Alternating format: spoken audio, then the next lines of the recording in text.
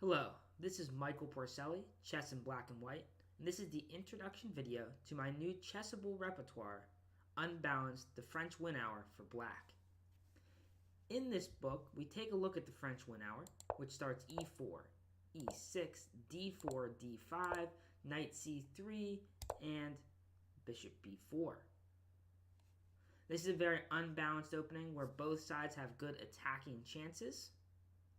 And the game can go in a lot of different directions. A lot of French books, both in print and online, skip over the Winawer, and they suggest more defensive or passive lines with knight f6, which are perfectly fine for black. But if you're looking for a fighting game, the French Winawer is your best bet. In Chapter 1, it's the introduction. We talk about this position here and some of the common concepts that you'll see throughout the book, some of the common ideas. After that, in the introduction, I have some annotated games from different over-the-board games that I've played the last few years in the Winawer positions, both from the white and black sides, to illustrate some of the common concepts you'll see throughout the rest of the book.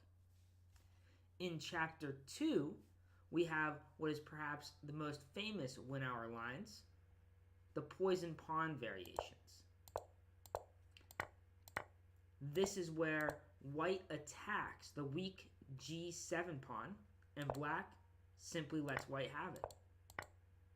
And we reach this position here where black has given up a pawn, but has great attacking chances down the c file, pressure on e5, and white has long-term queenside weaknesses. On the other hand, you can see that white has the bishop pair and a passed h-pawn. So very unbalanced, and it can go in a lot of different directions after this. So Chapter 2 solely focuses on the poison pawn variations. Then we move to Chapter 3. Chapter 3 covers what's considered the positional Winawer. And this is where white plays knight f3. They don't go after the g-pawn, and we get a somewhat more closed position. This is still perfectly fine for black, and in fact, I still recommend the move queen c7 because we still get long-term pressure down the c file and on e5. And we continue to have that lead in development that you can see already happening. And white is still stuck with the same long-term queenside weaknesses and targets. So that is all covered in Chapter 3. In Chapter 4, we look at all of the other situations that can arise after black plays knight e7 in this position. White does have other options. We looked at knight f3 and queen g4 already in the first few chapters. Now we're going to look at other moves such as h4. Just getting that h-pawn moving, pressuring the king side right away. And in response, very simply, queen c7 again, trying to keep all of our ideas similar throughout all of the lines. Another option that we'll explore in that chapter is if white plays a4. A common idea you'll see in the French is white getting that bishop to a3 and pressuring the dark square diagonal. In this case, our queen will go to a5 and attack the weak c3 pawn.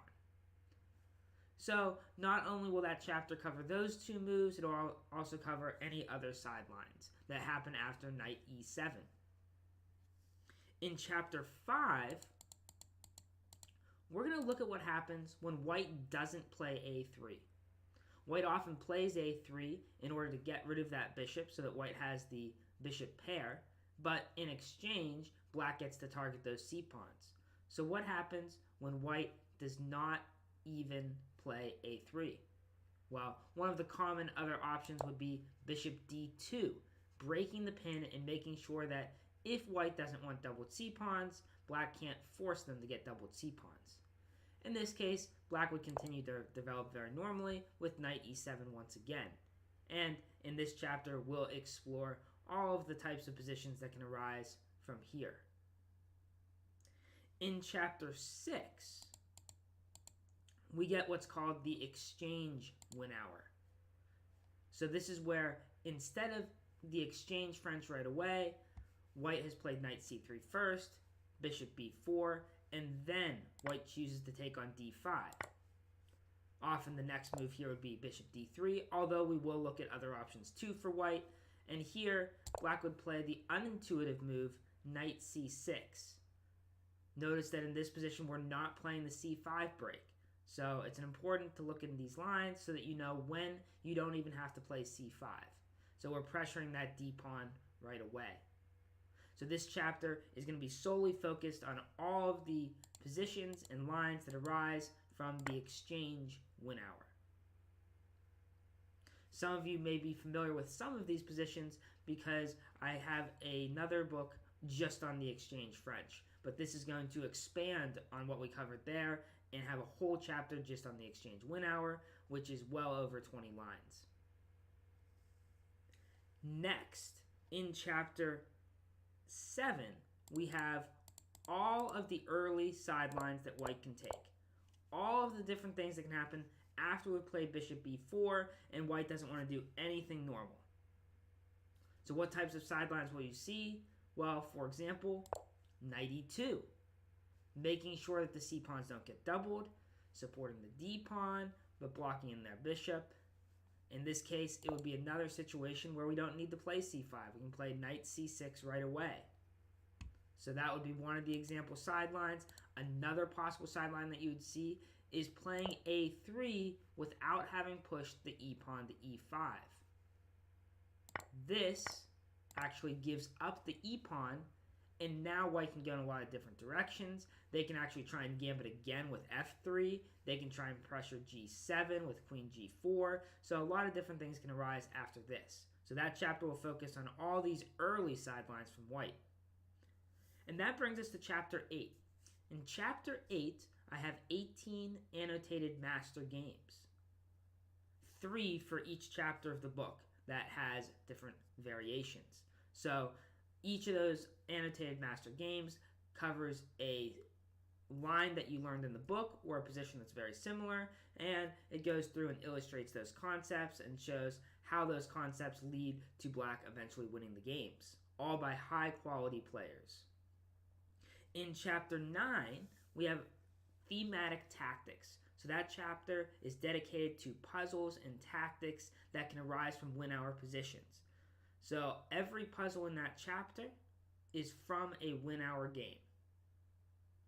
And I took key positions, key tactics that arise in that game that you might see at other times and made a puzzle so that you can go through and start applying what you've learned from learning those variations into real game situations as soon as possible. So that kind of sums up what this book is all about. It's got more than 150 lines and variations, in addition to 18 annotated master games, 6 personal annotated games, and then almost 50 tactical problems that are unique to Winawer positions. So I hope that you enjoy the book, that you feel like you got a lot out of the book, and that you can take it and apply it to your other games online and over the board with great success. Good luck in your games, and I will see you guys next time.